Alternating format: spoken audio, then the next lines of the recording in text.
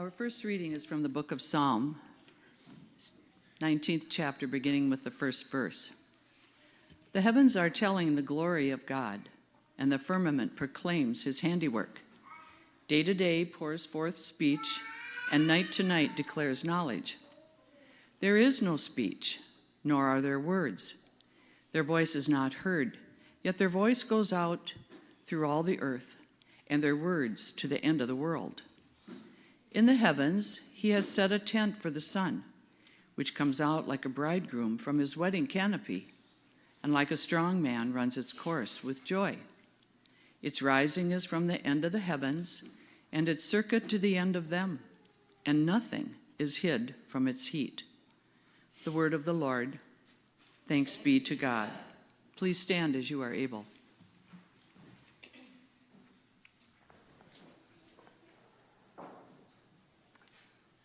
Today's gospel reading comes from the second chapter of Matthew, beginning with the first verse.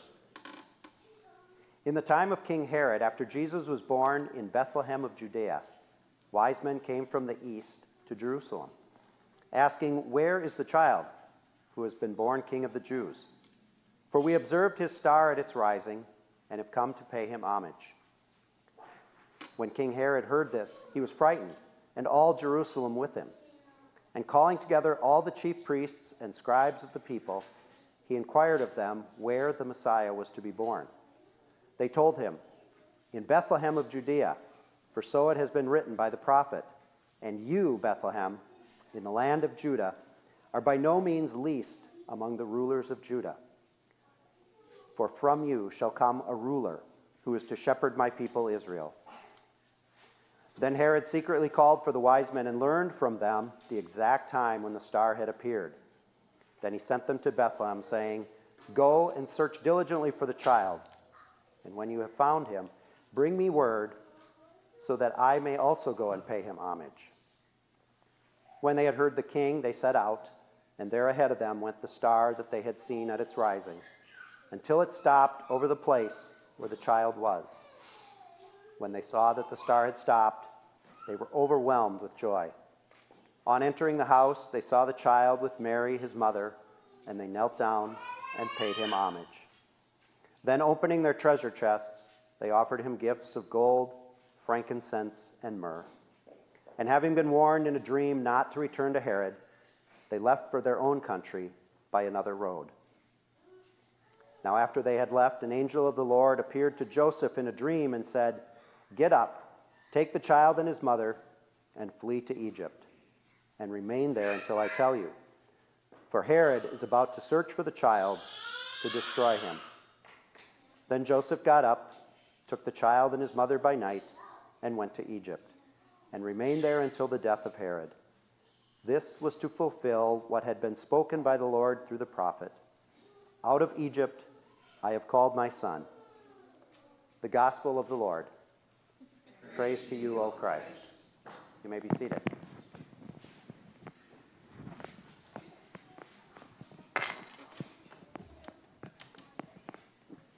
Well, Merry Christmas. Merry Christmas. And on this, the fourth day of Christmas, I hope you have all had a chance to go find your 4 calling birds to give to your true love. Or if you prefer the pre-1909 version of the hymn, collie birds or blackbirds used to make a pie. The 12 days of Christmas begin on Christmas Day and proceed through January 6th, or Epiphany, celebrating the arrival of the Magi. So it's fitting that today our gospel lesson is on the Magi. It's also fitting that's the 4th day of Christmas, because some believe the symbolism of that song, the fourth day, is about the 4 Gospels. We're going to talk a little bit about the differing lenses the Gospels offer. When I taught confirmation here at St. Luke's, just before Christmas break, I often asked the students questions about the Christmas story, much like I did with the kids here today. I asked questions like, what animal did Mary ride into Bethlehem? What did the innkeeper say to Mary and Joseph that night? What animals were present at Jesus' birth? Did the wise men come visit Jesus at the manger? And how many wise men were there? The questions were multiple choice, and amongst the answers were scattered some of the popular answers, like a donkey for Mary. The innkeeper told them no room. Cows and sheep were in the manger, and there were 3 wise men at the manger that night, and they rode camels. Each question also had a choice D. The Bible does not say. For those of you who keeping score for yourself, D was the correct answer to each of those questions. The Bible doesn't provide us with any of those details.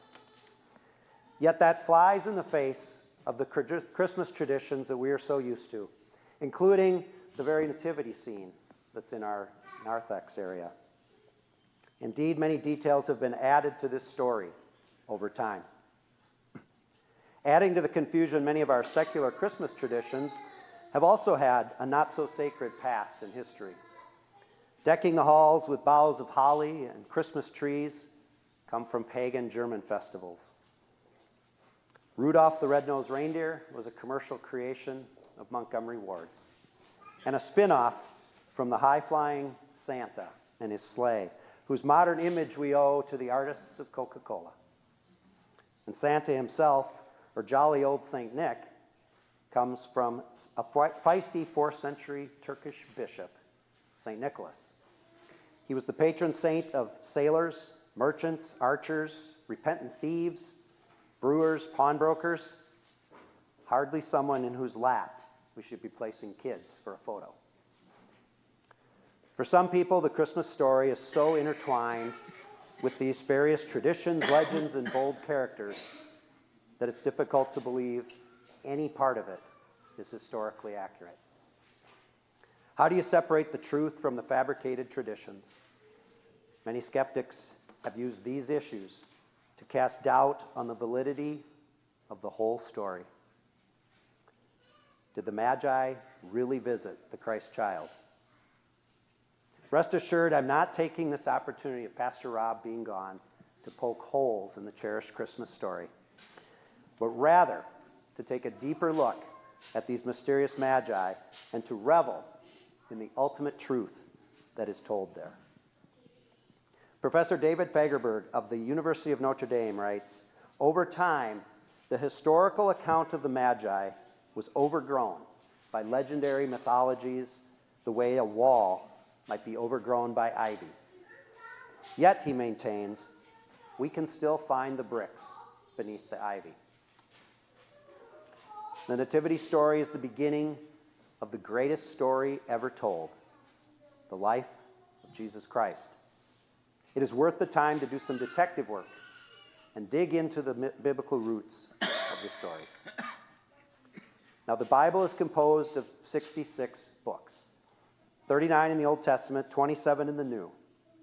Jewish leaders finalized the Old Testament canon around 400 BC, recognizing it as God's authoritative word.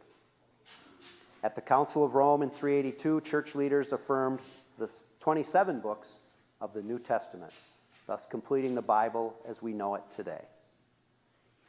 Looking more closely at the New Testament, it begins with the 4 Gospels that tell the story of Jesus Christ. Matthew, Mark, Luke, and John were chosen from among many other gospel options at that time because they were the 4 earliest manuscripts. They were circulated broadly. They had close connections to Jesus' apostles, and they all shared a theological consistency with the core teachings. But just as important as the gospel's similarities are some of their differences. They are written in very different writing styles, with a slightly different focus on the importance of who Jesus was, and they all addressed different audiences. Matthew was written to Jewish readers, Mark to Roman readers, Luke to Greeks, and John to all of humanity. John begins with, in the beginning was the Word, and the Word was with God, and moves into the story of John the Baptist and Jesus' teachings. Similarly, Mark has no nativity story and begins with John the Baptist. Luke has the birth of Jesus and Mary and Joseph and the shepherds, but no mention of the wise men. The Gospel of Matthew, which also tells of Mary and Joseph, makes no mention of the shepherds.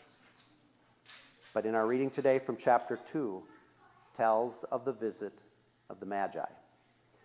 So biblically, we have only the Gospel of Matthew in our quest to determine if the Magi are real. For 1,600 years, the stories of the Bible were seen by most Christians as historically true. Then in the mid-19th century, scholars such as Thomas Hobbes and Benedict Spinoza began to question the accuracy of the Bible itself and who wrote the stories. The conclusion was that very little of the stories of Jesus of Nazareth were accurate or historically reliable. Similarly, questions were raised about other ancient writings, such as Homer's The Iliad, the story of the Trojan War. So the Bible was not alone in this quest. The doubting continued into the 19th century, but soon after the pendulum began to swing in the other direction. In 1946, a shepherd boy discovered the Dead Sea Scrolls, and they opened a whole new understanding of the Scriptures and the ancient world. Dwight Longenecker, in his book Mystery of the Magi, addresses the question, is the Nativity story history or mystery? Scholars have questioned it partly due to the differences in Luke's and Matthew's versions. Dwight writes, inconsistencies in different versions of a story, however, are not necessarily evidence that the stories are all fabricated. Indeed, it is far more likely that there would be no contradictions or difficulties if the stories were invented. Fiction writers make their stories line up. 2 or 3 people relating the same events are more likely to provide details that clash because they have perceived the event from different perspectives and have remembered it differently. Luke tells the story from Mary's perspective, Matthew from Joseph's. Remember, Matthew is writing to a Jewish audience who has believed for generations that they are God's chosen people. In addition to trying to convince them that Jesus is the Messiah, he also has the revolutionary concept of trying to convince them that one of the purposes of Jesus' life was the expansion of that chosen status to all of humanity. Longenecker explains that scholars use certain tools of deduction to determine if a particular story might be historical. One of those tools is the criterion of dissimilarity. If a gospel depicts something that would have made believers uncomfortable because it clashes with their beliefs, it is more likely to be true. Such is the case with the Magi, because they are non-Jews coming to worship the Jewish Messiah. Good Jews and early Christians would not have expected to hear this. A second tool is the criterion of embarrassment. If an event would have been embarrassing to the memory of Jesus or the early Christians, it is more likely to have not been made up. Jesus' illegitimate birth is one example of this, and the Magi are another.